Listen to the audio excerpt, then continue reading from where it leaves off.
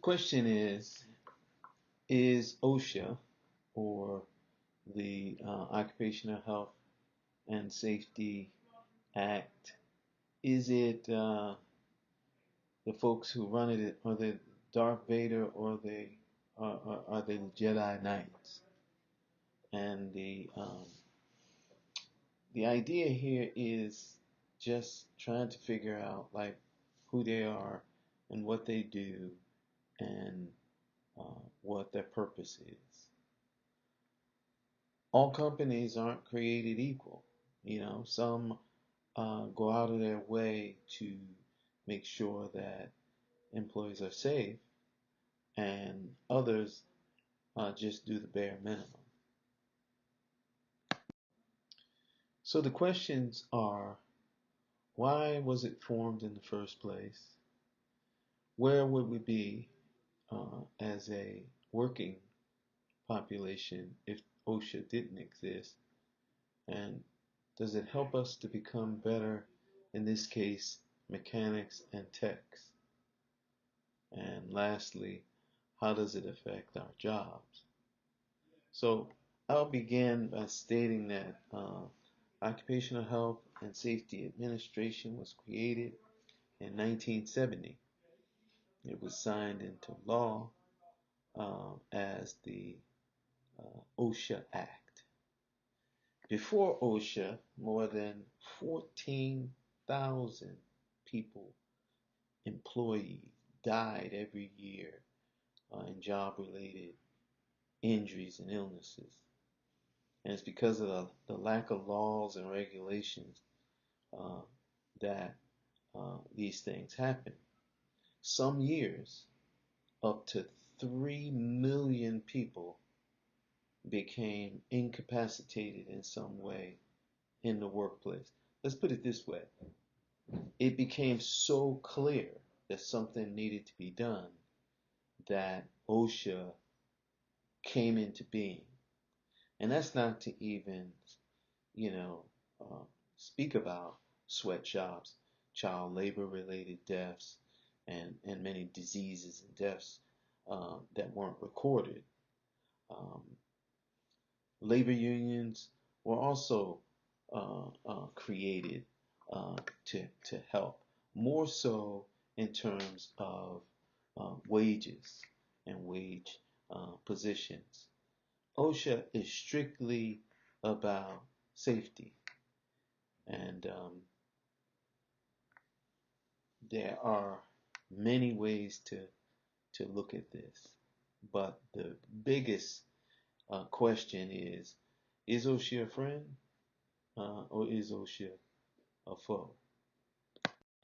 Okay, so this is a picture in a auto shop, and the question here is, what's wrong with the picture? If OSHA did a snap inspection, what would they say about this shop?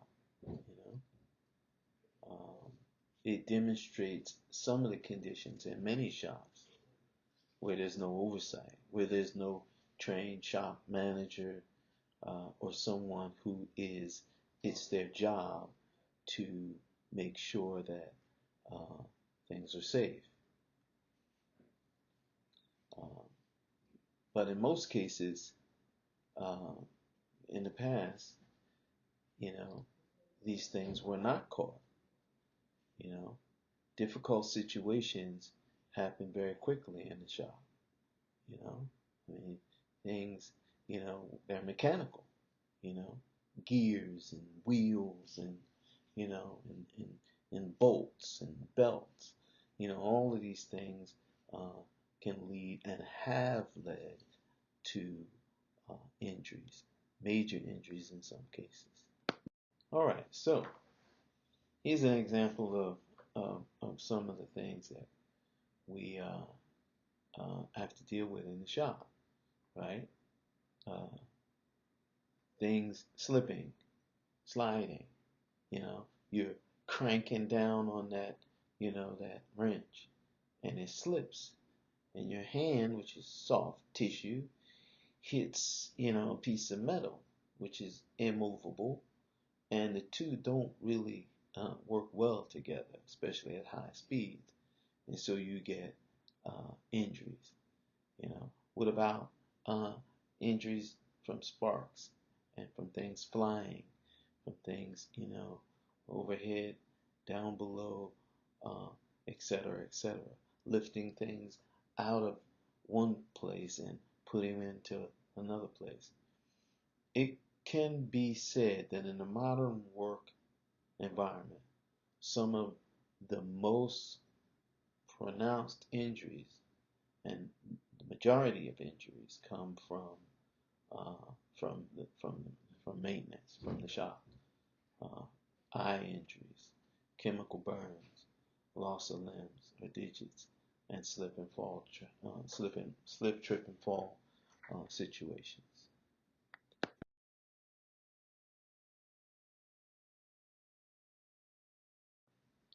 Now, most people don't know unless you study OSHA. And for the most part, you don't have any reason to study OSHA unless it is particularly your job to maintain safety. Okay, so I'm a safety manager, so I've done, um, my background has been in safety. So I have had to look at what is OSHA about. And the thing is, if you look at this map, there are uh, state-run OSHA states that are state-run, like the state itself runs OSHA, and then there are federal OSHA states. So where the federal government tells the state what it wants it to do, right? So and then you have uh, OSHA states that are run by OSHA, but they're for public employees only, no, not government employees. Uh, so, the thing is that in Massachusetts, it is a state-run uh, OSHA, so that the state, defines what OSHA is all about. Okay, so before we go into this slide, so the last slide showed state-run, federal-run OSHA. So the thing is that a state-run OSHA organized, uh, uh, it basically has more concern, less stringent rules with businesses inside of its own state. So it's not that you're going to get any real profound breaks if you've broken the law, if you're unsafe. But it's not going to, let's say, cite you uh, and penalize you as harshly. The fines are not as expensive, that kind of thing. So there are perks to a state-run OSHA over a federal-run OSHA, um, and and we do have that advantage here.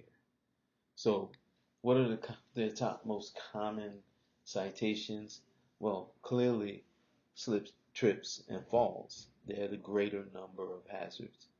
And then hazard communication, in other words, signage, you know, um, exit signs, poisons on, labels and that kind of thing, signage, hazard communication, SDS requirements, um, respiratory protection, eye protection. These are part of the top ones, and ladders, the use of ladders. Um, okay. So, um, the question next is, do you get to decide when OSHA uh, actually comes and does an inspection? Uh, that's the question. The answer to that is OSHA could come in anytime they want, and they will especially come in if someone, like an employee, uh, puts in a complaint saying there's danger to life um, at the job, that there is an imminent danger at the job, then OSHA can come in and they don't have to ask. In most cases, they do. They come in, they're pretty polite. They don't really come in like gangbusters. But if there's a threat having to do with, something that, uh, is of danger to life, then they will come in. Uh, the next question is, who decides when and how to initiate an enforcement process? Anybody can initiate a process. Anybody can call OSHA and say, hey, there's a violation here. OSHA does not take very kindly, however, to getting that kind of call. And then they come out and inspect and they find that, it was, a disgruntled employee that basically just, was pissed off. That does happen. Um, it's unethical that somebody would do it that way. They get pissed off because they didn't get what they want, and uh, that's their way to get revenge. Um, but essentially, OSHA's job is to inspect. If they're called in because of a dangerous situation, then they will come uh, and check that out. All right, so just to give you an idea of what an OSHA inspection is like, I've been at a facility more than one where we had OSHA come in and do uh, inspection, and I was actually in a location where there had been a fatality before I got there. Actually, one of the reasons why I was brought in was to replace a safety manager who they let go. So the thing is that you, in most cases, do get notice that an inspection is going to happen, and it is appropriate to do uh, proper planning before that happens. That inspector is supposed to do the formal introductions, and then they do an opening meeting. And in that meeting, which is required, it's a part of the inspection, they outline the depth of the inspection and uh, what the expectation is as they do their walkabout. The inspector at that time might request to interview with employees and their representative like union. That is a possibility. It doesn't always happen, but it's a possibility. And at the conclusion of the walkabout or the walkaround, the inspector then does a closing conference. And at that time, they outline what they found. And it could be, small things, it could be large things, it could be nothing. I mean, they could walk around and say, wow, what a wonderful job you've done, and what a great location you have. That's kind of rare that they, in my opinion, take that approach, but they do. Okay, now we get to penalties and citations. All right, so these are minimum and maximum penalties. Serious infractions, you can get a citation, uh, starting at $900,000 all the way up to $13,000 per violation. I understand that it's up to 15,000. Now, other than serious, can be a whole lot of things. I mean, it could be such small things as, a bolt in the middle of the floor over there, or paper on top of the um, the cabinet, flammable cabinet. Um, it could range from no violation, just a citation, no penalty, no money penalty, all the way up to 13,000 per violation. And then willful or repeated violations. This is when they come in, they see it, you get a citation, there's nothing done, and the same thing is going on over and over and over again.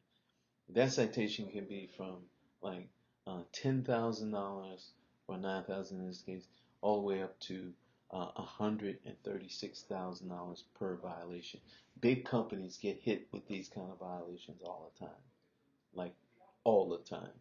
Um, Posting requirements like signage, exit signs, um, and even like warning signs, things like that can go from just a citation, warning, verbal warning, written warning, all the way up to $14,000 violation. So you see, these can be pretty major deals. So you can dispute a citation. There's a process for doing that, but if you know that there's a problem, sometimes it's better to just go ahead and pay the fine, fix the violation, and keep moving forward. At any rate, you have 15 days from the receipt of the citation to contest it. And if you don't make a move within that time, it could be looked at as willful violation. And now we go back to those really high fines.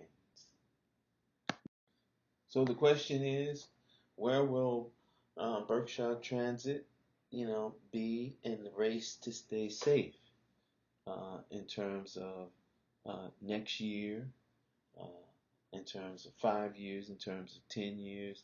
Um, the truth of the matter is,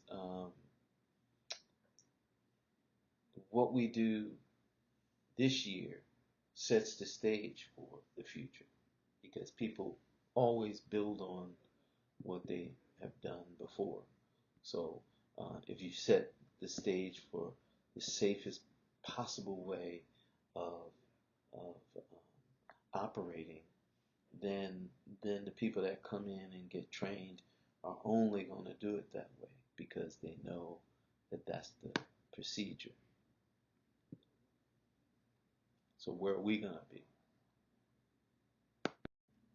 So in conclusion, um, my request is that we all champion the cause of safety, keep, a clean and orderly uh, shop, and always, have in the back of your mind that it's, you know, we're not just being safe for ourselves, you're being safe for your family there, because if you have an accident here on the job, then it affects your family as well. So let's just start a movement, to be clean, orderly, and safe and accident free at all times. Safety first, last, and always. Thank you very much.